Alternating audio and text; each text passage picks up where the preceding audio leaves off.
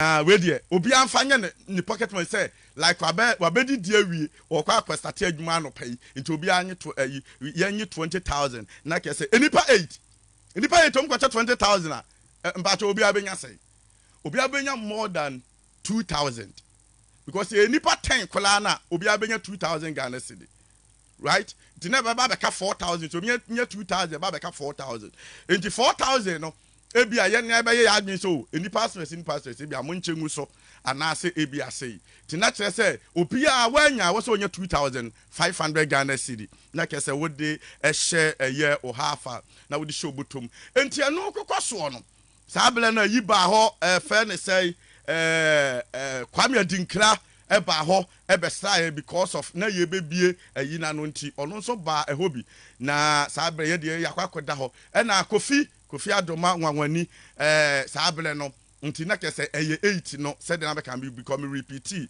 wo hema din no nti na kese 8 Kofi Adoma be kai se me American pa nti wana me kan se me raise yi bi ba se ni edidi nkomo na me raise yi bi se angel no de ewo ho ya ba adwuma obi anim se nye kete ne e be saaye ya adwuma den na se aye akono na obi eba angel na mom de mpasa me kan nyina ne se ye de nyame asam ne de total angel de fiti angel from ase. Ye ni menje afemache ye started from Kumasi. Started doctor ye miaka sa me brother. Ye started angel ache. Ba me menye hwehwe animu. Eti no men we need time for say and na we le kwesi hwan le kwesi. Me ye madwuma mi wi pon ma pon be kom baby. Enti no ye kwai na mka se enti no ya ye adwuma na che. Nyame adum ye nyina ya ka bom. Obi o bia ye star. Nyame nhira mo pa. Na captain mienu ya no mo nante ye den. Ti dia me sere nyina ne say ye de nyame asem na di kanti dia me sem nyina say ye koi monhwe na mo ankotu nuro ye ntonuro ne de awrade kwa awrade bedi ye nanim na ebewie ye yie monye me so amen e ho na captain pagya na esa eno ose sofo wa ka asem pa o na me say atesa me say me tu he me ayi kura anwanse no se ntati akura me ni bi me ayi sa na me de nam.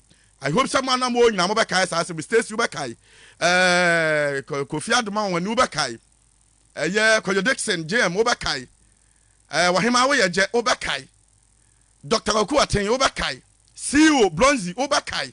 I hope some mo kai sa no ma we say nyina Papa Shamo na DJ Wuli me simu nyina mo kai sa enoma we nyina kama because enna eye afe pepepe enna enkomhye no aye adwuma enti no because ase wo tu aduro na se de nyame ayi na aye na aka so de aduro na wo de ba ba ayi a wanhwe ya na ye bedi afe no ento se ye be celebrate ye 1 year no na oni pakro na won ka ye ho ampanso ye celebrate ye 1 year captain won ka ye ho te se wa firim na aka ye yo eye na egina hai na se ye bo adwuma yi so ye bo so adwuma ekoso Minkasada. Yes, Minkasada. I don't have time to talk. But what I'm saying this afternoon is say, Ebra captain, ye wadino. See ye wadina so person will bear dumamu be wa. Dear ye nimune say. You just over find it the right way. No wasaba. But time na a cast of just 30 days. Ye person will say angel from Nuni Abian will be amro marase. A cast of tenefie for 30 days.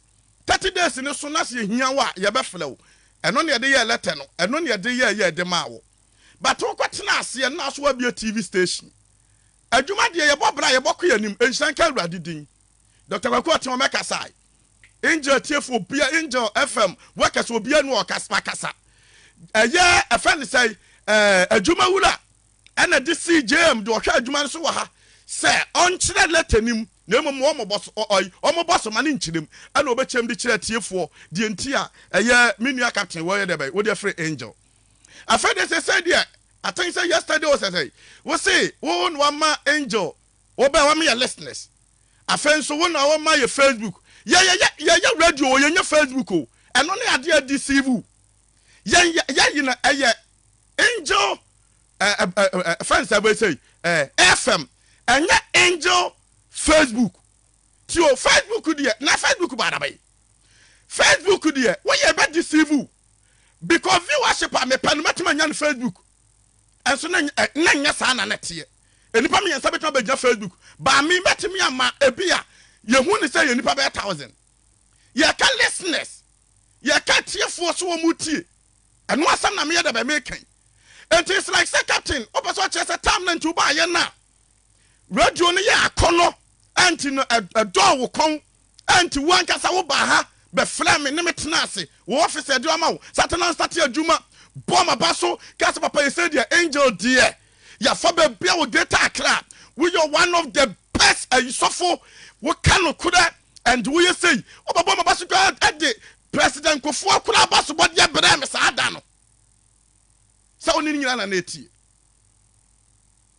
and na the captain wo call ya wo say ye radio station o ba ye no and na wo ma ye listeners say na aguo afa ne yes be start wo ba ye na aguo ye because wo be na asomdwe ni ha and na we se wa kame we fashion we ho anwan wo be say bibia collapse bibia but Dr. Kwaku tin obi a ono we a businessman to kuta adwen tina wo so onya abotere se nyanyame a enka wo free angel famase no enka wo ne Dr. Kwaku oten kwa keka wo ne ono akasa ne ba offense ave si wo ka ka wo mutiri bom ama omienu ko mutam tete hwa dabia me ka asem o radio so me se wo ne wo bi nam a na se wo no ka asam kokua mu disia ada wo bubefuo no de me ye hunu se you are mature person say ada wo bubefuo no don't mention it anu ye hunu say you are mature person but so no bi nam wo tua wo ka patoja nyam wodi ada na ekwa na ma 20,000 captain besi na me wo de wo fai me de wo fai be de wo wan fa ma me o fai but na wo so wo sika wo ho nkyere wo da but me wo fa me sika na me soma nkura we be 2 weeks time ka cha nkura say won kura yi ne ayi mo sofo bright wo yam dancing wo na wo de 1,000 share we nsam no okay ana me ka say wonya yi won fa man nkura no mfa nkodidi na wo ma boys no 1,000 dia kan wo fa wu fa di ti asam ne yo ana mpasa me kai bibi kire nyame ma na wo se wo no obi nante wo no obi twempena wo no obi wale wo no obi fa adamfo wo koyi obi adwuma obi beje wadwuma na se mu ntam tete ya keep the secret. Shut up. Keep the secret. Shut up. Come on, Tom. Captain.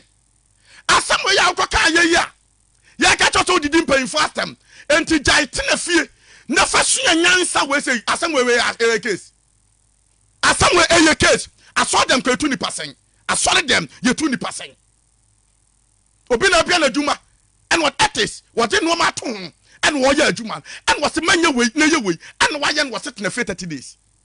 You see how you create what the baby abe juma will be free bia will create problem the two now ma be your time for free adom ya atamfo adom mu ebe pem de what free angel fam engu me say tata man angel fam gina so Ghana na nye kumase o angel 96.1 Satam na efanse Kwame Adinka Jola kan sports Kwame Adinka na morning show o mu nyina gya adwuma angel from that so ebe pemne angel from that so ewuli e da so ho enwu e da so ho enwu Kwame Adinka ko ye no okwa no asomdwem no e na Kwame Adinka sa ya adwuma wo ABN this sports Obama Sadiq no ya adwuma wo angel Kumase ofiri ho ba Accra ye ba ye because so ye peace ayinti no ene ye ba ye osabe adwuma wo angel ha radio adwuma we kwa ha adecha we kwa ha ene we timi fa ha but obi akwa obi akomporto ne self after the Dixie free offense peace FM wo ba angel but obi ankan peace asem da but ada ye bi radio we ano no the reason why man tena makam na nam so na me ferry do you know the reason why na me ferry because the way na nam wo ye station na wo free wa ba no it's like say na offense say adom sa na angels eye adwuma what kind of I hate that you know me nipa wo mabrabom and obi a wo free baby a wo free ho na ye toma wudin de wo se ho ye ba wo free baby a pete collapse wo se wo kuta adwene we wo tim na ye radio ni a obi ye nyefe I'm telling you so wo no be father for na mu jadam for far time na no you no ya adam for no and some no tan kokom wo ni jadam for far ye me kan ni pam me we fi book bi ye fa ne de ba se master killer wo se de yi asa one head and card no but no dia fan chen no obi ahunu sese no oka say Dr. Kwaku tin twa tax chese wa firi hantike so obegu ha nipa dom a angel ha se fidi wom no na nkwasiafo bi om nso nim nyansa bi wa no nso no ososo kwa na kwatwa oka ko ni nkwatwa oka angel enguda never dabio me see ye bia djuma market fo a no mu ru ayi no ajaye one day angu tata nam na me watch night wa angel kumase angu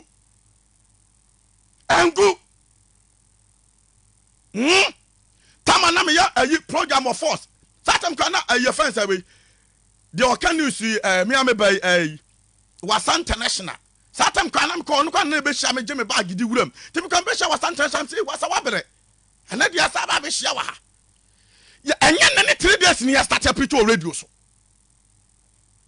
ya start preach radio so nya na ne 3 days but ye free ya kwa ha ye ba ha ye fa ha ye say but wo kwa you keep the secret no akwa you aduma this is the professional but nya wo bia wo fra aduma ma wo pesa wo nti wo front aduma ni ngu Dr. Kwaku think one word great man bronze ka one word but nana wo gina na wo grant interview nana wo gina say wo say Saturday or Sunday say yes say wo na wa judgment na yem fire aduma captain say the truth I can read the letter here captain no wa judgment wo judgment la be ha yem pese be say wo carry adwen papa wo yetirim adwen pa e wo Dr. Kwaku tirim and wo say wo die kwa asumdwem by say he since as o pese wo chese wo no wa judgment dia captain no wa judgment ye wadi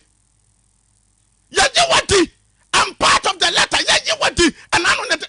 Yeah, what di? Kaki nene ka pepes no kwa wa mimi wo sesi ka na ukuta sesi no ne kiss first and what do call ne pepes ene na yi e wo mo sesi ka no kwa sa fabra because one timi anya adwuma dia e was all the car na sa ba what kind of what is captain adanam yasomunye adai wo free baby ani abo ayi ya fancy ya party adai wo tie me minim sa wo tie me ana wo hwe mo Facebook but me pesa me catch na wo say wo ye nipa dwen so wo ye adwuma wo baby a na so wo free ho nipa da so ye adwuma ho hwe yie ene wa anya wa adwe so pesa adwuma ni ngu all because wo free ho nti wo kuta wo tesa wo kuta adwen papa sa wo tesa adai ayi Kofi Adoma so de oye money show enko na nanu mu twitwa yi Kofi Adoma Facebook na makotwa kati Facebook na mo de toto ayi say na we dey say na ye radio na ye Facebook ye Facebook o ye radio this Angel FM not a fancy Facebook what are you talking about what you say Oko bustu your fans Facebook na nipa be I know your radio ha ya Angel FM and ya Angel Facebook kona kwa chake ansasa ube free ase no na a month last 2 months the na ba ye no kona kwa chake ne fatoto money show yi ho say e fa ne say na wo da say adai say wo free say radio na gu nti ente ene yen wo mu ha ho what are you talking about ha ade na mu free baby a na mu pese mo say ho su baby wo radio fo bi mu a it's not good go find my free friend say adom ene ba etena fie man test we can just one word and we adwuma ha and next go find my so be sa akọ adom FM obetima akọ but wo ntimi nkọ na we ya yesei ene tena we ya yesei so adia na wodi NDC for no ebi na wodi be DMPP for NPP for mo me smart o wo attacking panyimfo a me hye wa akopem so be man bibia sab me jasa na mekanika Ghana for sabi o sabi wo make Captain Smart a wo nim so wo ye holy Captain Smart wo ye Christiani you are not a Christian you come and preach every morning but you are not a Christian you are hypocrite trust me You are not a Christian. That's the reason why I say, so now Benyanaka, wo to me ko catch doctor or catch Bronzy say, it's me and Fred Mama won't ye Juma. What? 1 year Juma. Oh, Baba told me more. My Juma for 3 solid years.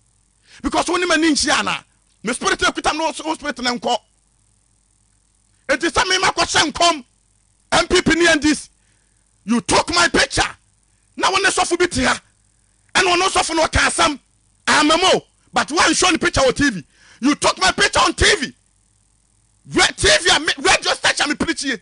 TV me also. You took my picture on radio and the TV. On Facebook. To destroy my image. Can someone mean you be that? What do you mean? Who are you? What you mean you are ketua? Captain Michel Bebre, what you mean you are ketua? And I know you are in school. Nanu ya, and I school. What you mean you are ketua? Michel and Fium. Huh? What are you talking about? No more motiti actually. Now the one telling Jobibeti. If I'm not listening, angel, or Bibeti. If I'm